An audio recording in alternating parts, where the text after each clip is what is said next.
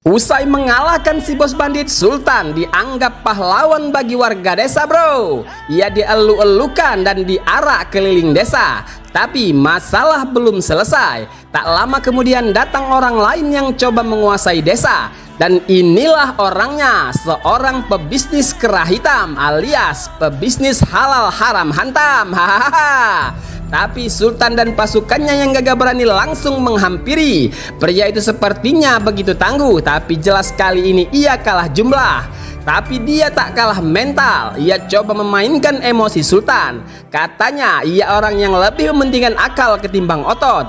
Alasannya ia datang untuk berbisnis, tapi di belakangnya ia ingin menguasai desa itu demi kepentingannya sendiri. Ia mencoba bernegosiasi dengan Sultan, tapi Sultan hanya tersenyum. Setelahnya ia menatap tajam ke arah Sultan. Ia memang tak berbuat apa-apa saat itu dan memilih pergi dari tempat itu.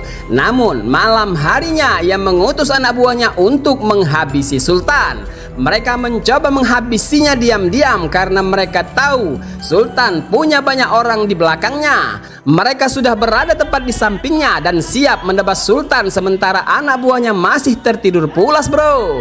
Tapi tidak dengan Sultan. Dia masih terjaga dan siap menghabisi mereka semua. Ia bangkit dari pembaringan, menjentikkan jari-jarinya, mengendorkan otot-otot lehernya, lalu seketika menangkis dan menusuk mereka.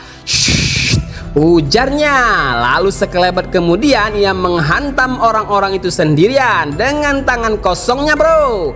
Dan yang lebih mengagumkan, ia melakukan semuanya dalam keheningan malam tanpa membangunkan seorang pun anak buahnya.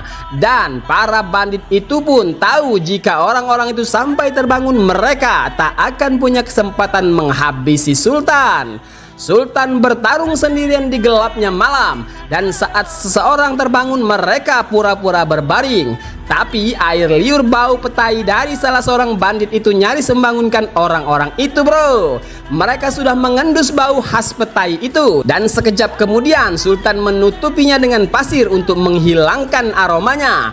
Lalu sekejap kemudian mereka kembali tertidur, dan kini para bandit itu akhirnya kabur. Sementara semua masih tertidur pulas, bro. Dan satu-satunya yang mengetahui kejadian itu hanyalah gadis ini, bro.